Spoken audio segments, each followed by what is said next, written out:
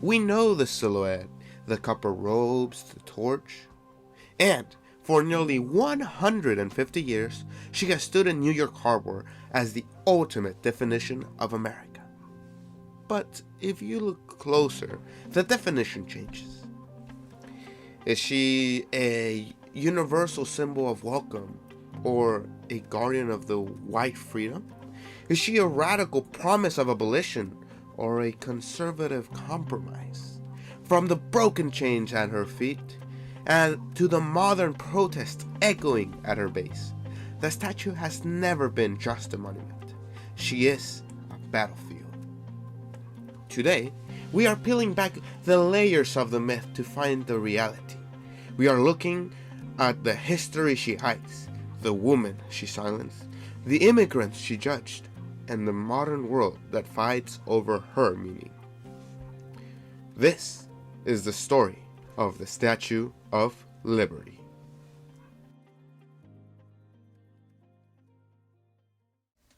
People tend to think of the Statue of Liberty as a gift the United States welcomed with open arms. However, the truth is that we barely wanted it. As historian Yasmin Sabina Khan details, Congress in the 1880s called it a superfluous expenditure. Americans saw it as a local New York problem, not a national icon.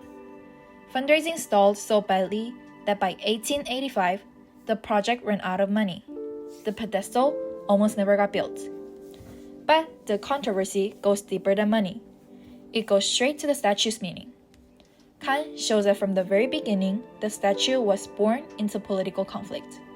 Debates over abolition, democracy, and what liberty should actually stand for. Tyler Stovall's research uncovers a detail most tourists never noticed. Look at the Statue of Liberty's feet. There are chains. La Boule and Bartholdi originally wanted her holding broken chains to honor the end of slavery in America.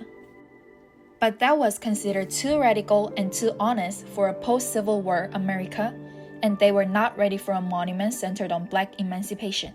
So, the chains were moved to her feet, hidden beneath her lobe, minimized, and replaced with a book of law on her hand. Liberty became safer, quieter, and more acceptable to political leaders at the time. And on Dedication Day in 1886, the silence was loud. The speeches praised friendship and progress, but said nothing about the people still denying liberty. The New York State Women's Suffrage Association called the whole ceremony a farce, because women still had no political rights, and African American journalists, like those at Cleveland Gazette, mocked the government for celebrating freedom while failing to protect its own citizens. So even at her birth, the Statue of Liberty wasn't just a symbol, she was a battleground. A monument wrapped in controversy, shaped as much by what America wanted to hide as by what it wanted to celebrate. October 28, 1886. The opening ceremony of the Statue of Liberty took place on a festive yet rainy day. The celebration was grand, with 1 million people in the streets, a parade, and speeches by dignitaries like President Grover Cleveland. But beyond the official celebration of Franco-American friendship, the day was deeply marked by protest. While the men gave speeches on the island, a small boat rented by the New York State Women's Suffrage Association circled nearby. They were led by figures like Lily DeVero Blake, and they called the ceremony the greatest farce of the 19th century. Think about the staggering irony.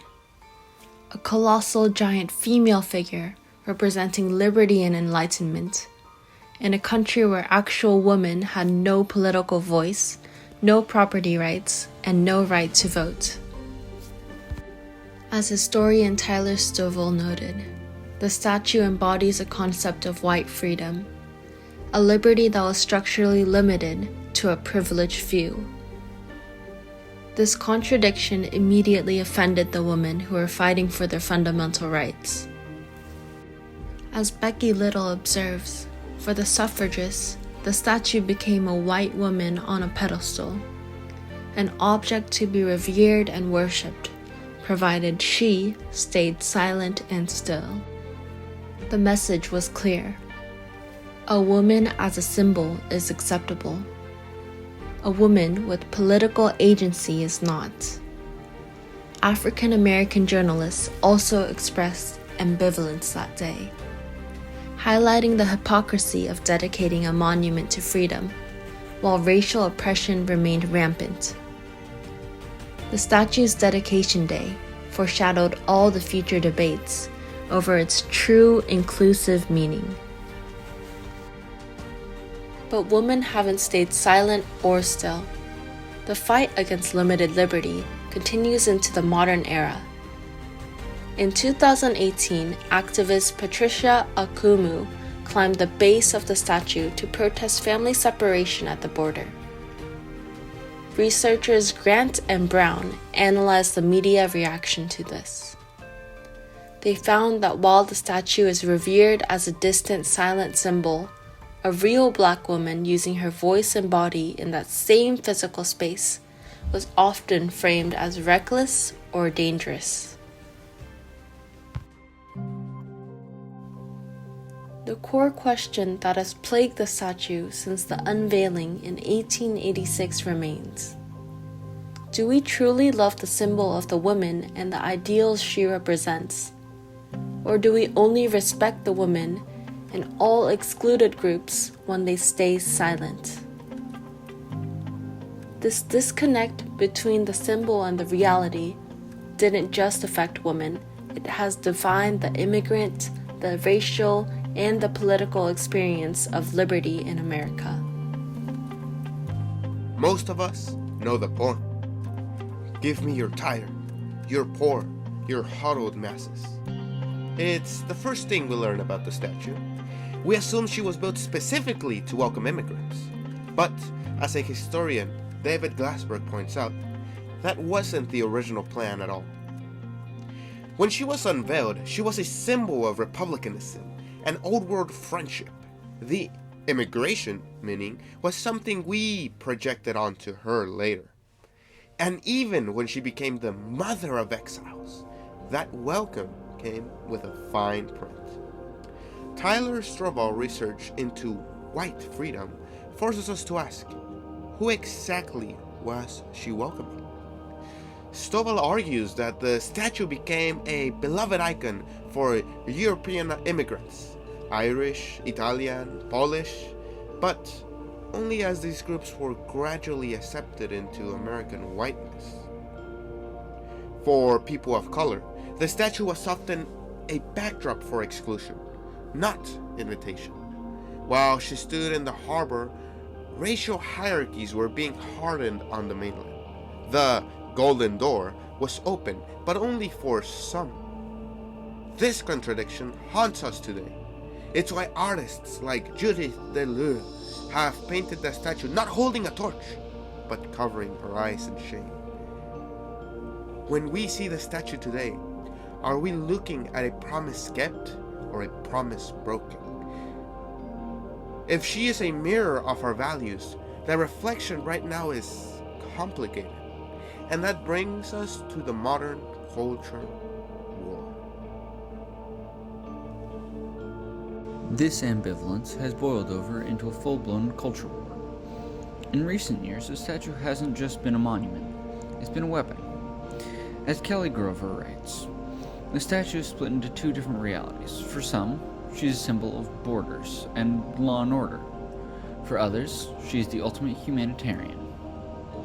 The divide is so deep that even our oldest allies are watching with concern.